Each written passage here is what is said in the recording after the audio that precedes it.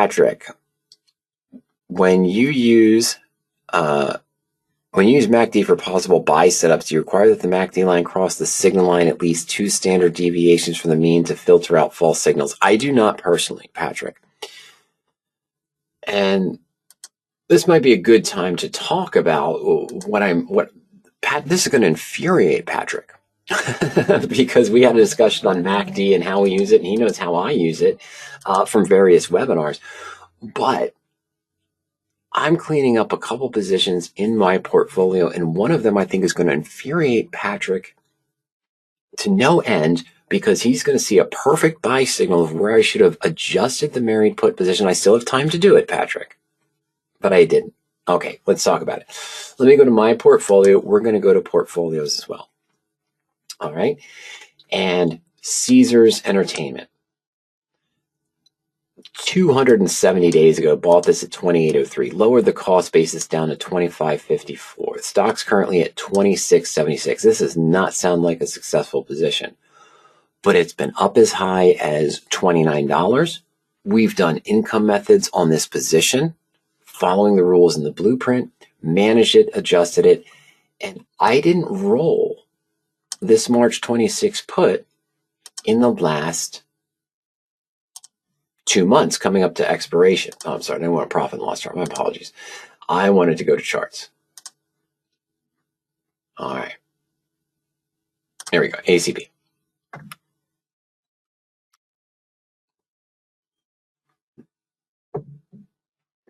Okay, this looks like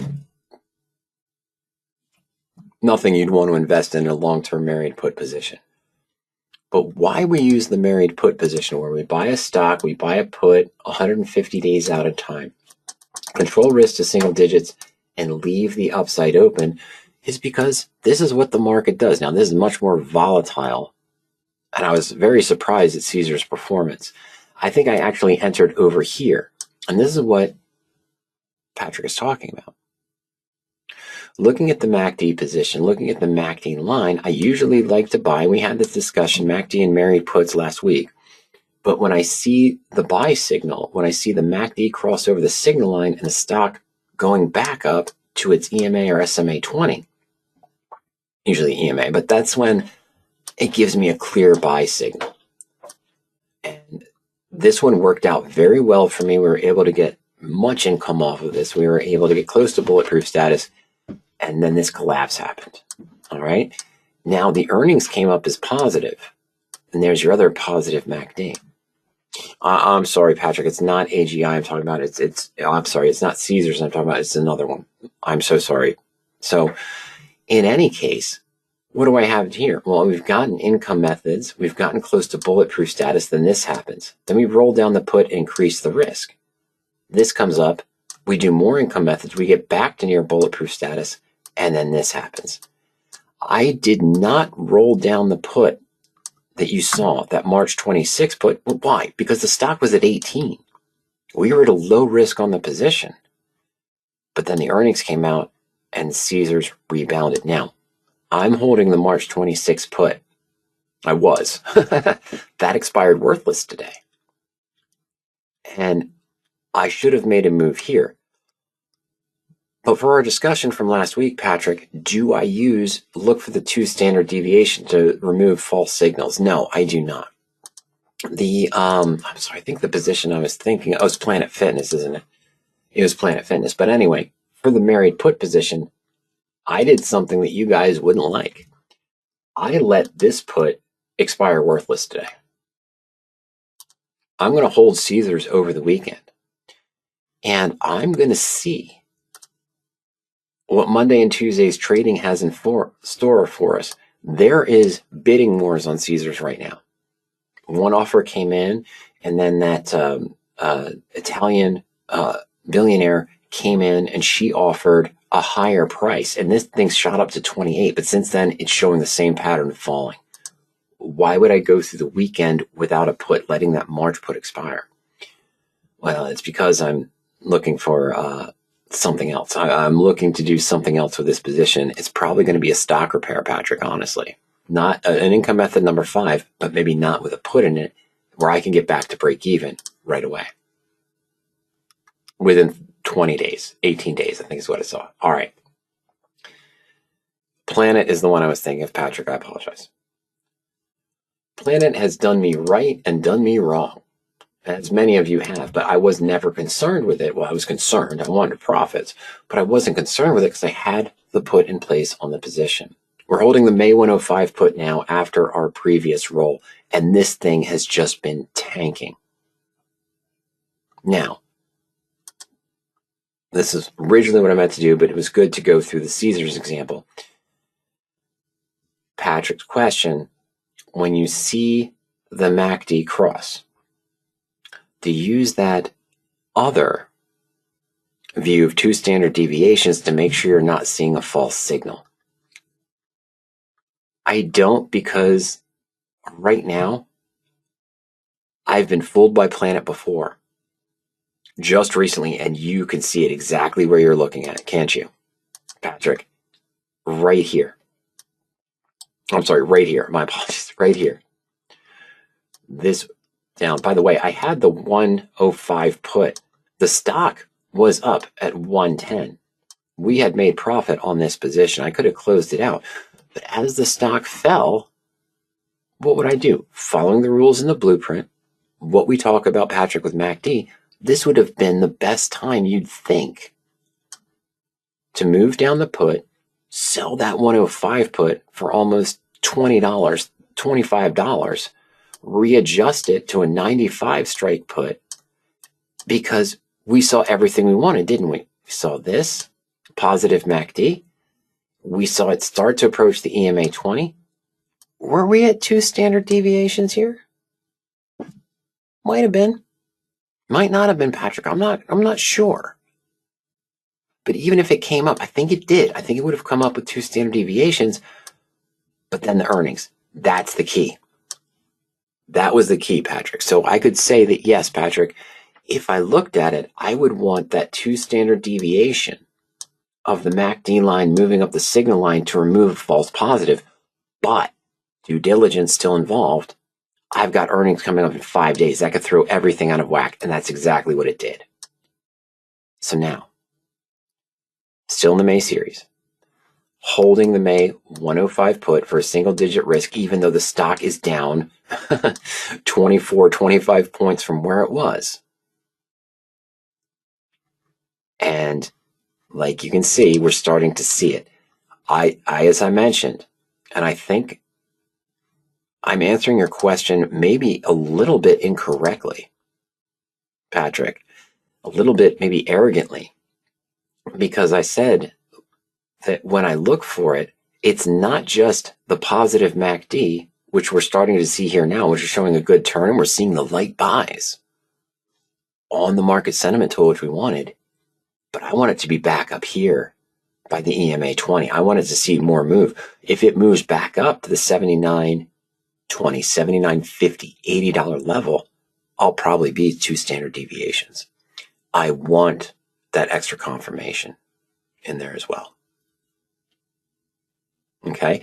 And that's probably 2 standard deviations. It's not just that I want to see the bottom and then make the move. I also want to see it here. But this was a false signal. And it wasn't necessarily a false signal, Patrick. Technically, this MACD move that we saw, with moving back to the EMA and creeping back up to the SMA, but there's still a wide gap there. Maybe here we were close to that 2 standard deviations, but the other due diligence, the earnings coming up, could throw a wrench in everything. Could have jumped it back up here to 100, and I didn't even have to move the 105 put, and could keep doing those income methods in that place. But it didn't. It fell. And here we are now. Now we're starting to see that break again. I have not rolled this put yet. I'm still holding that 105 put. Because why? Because I'm waiting for it to give me that second confirmation signal. And it's possible.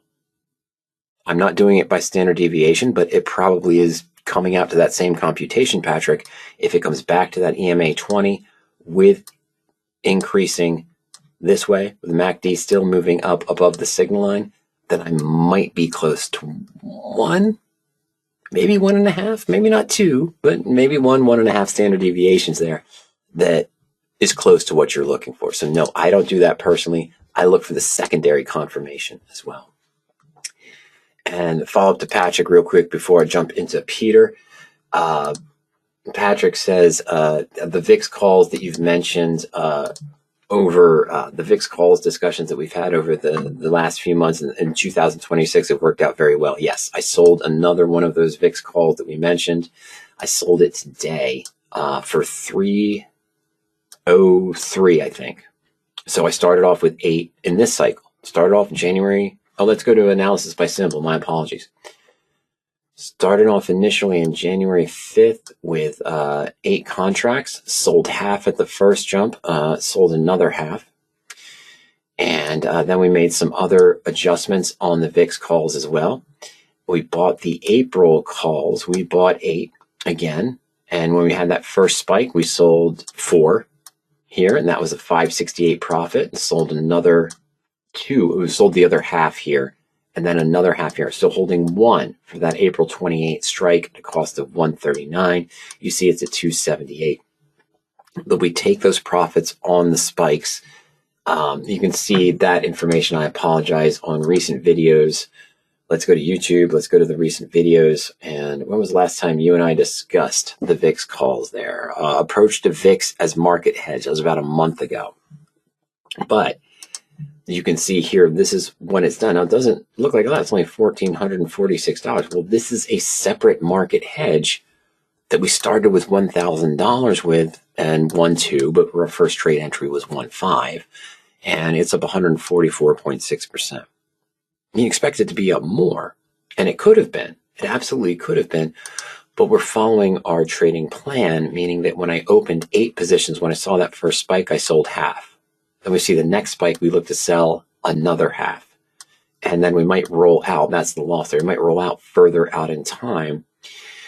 And then you do the same thing. You've got your new position at the new strike, we're up to 28, and that's been profiting well as well. I've got 1 call left on the VIX right now after selling the one today at that 303 mark. It was probably, I can't remember the time. It was probably 10:45, 10:50, I think, when I sold it for about 303 on the VIX calls there.